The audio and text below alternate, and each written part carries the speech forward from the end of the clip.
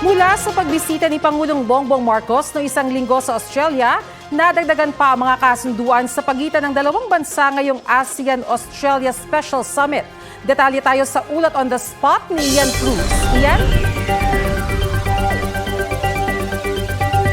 Yes, Bernadette, ilang aktibidad na nga ang dinaluhan ni Pangulong Bongbong Marcos dito sa Melbourne, Australia sa sidelines siya ng ASEAN-Australia Special Summit. Sa Philippine Business Forum sa Ritz-Carlton Hotel, sinabi ng Pangulo sa harap ng Filipino at Australian businessmen na napakaganda ng kanyang pagbalik sa Melbourne na natatangi sa kanya. Ang presence raw ng mga negosyante mula sa Pilipinas at Australia ay nagpapakita ng kahalagahan ng ating business partnership and collaboration. Kasabay nito, hinikayat ng Pangulo ang mga negosyante mula sa Australia na maglagak ng puhunan sa bansa at tiniyak na susuportahan sila ng kanyang economic team para mas lumago ang kanilang negosyo. Lalo't mas palalakasin para ang economic partnership ng dalawang bansa.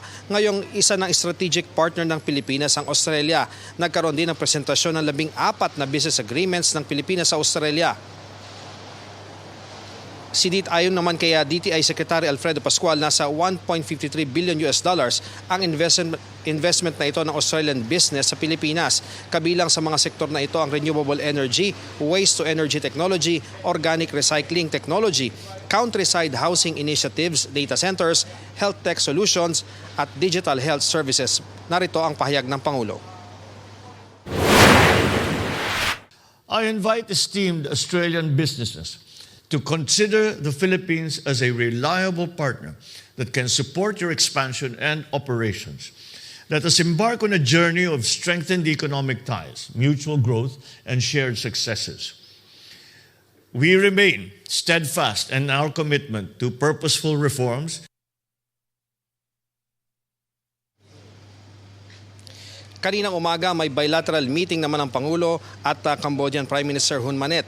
Kasama ng Pangulo sina Speaker Martin Romualdez, National Security Advisor Eduardo Año, Communications Secretary Sheloy Garafil, AFP Chief of Staff Romeo Branor Jr. at iba pang opisyal. Ayon sa Presidential Communications Office, kabilang sa napagkasunduan ng pagpapalakas ng trade ng dalawang bansa. Napag-usapan din ang pagpapalawak ng flight connections ng dalawang bansa at accessibility sa premier tourist destinations, gayon din sa pagpapalakas ng defense ties. Bernadette, mamayang hapon ay inaasang dadalo ang Pangulo sa isang forum. Inaasahan ding makikipagkita siya sa Filipino community dito sa Melbourne. Yan ang pinakamainit na balita mula dito sa Melbourne. Ian Cruz nagbabalita para sa GMA Integrated News.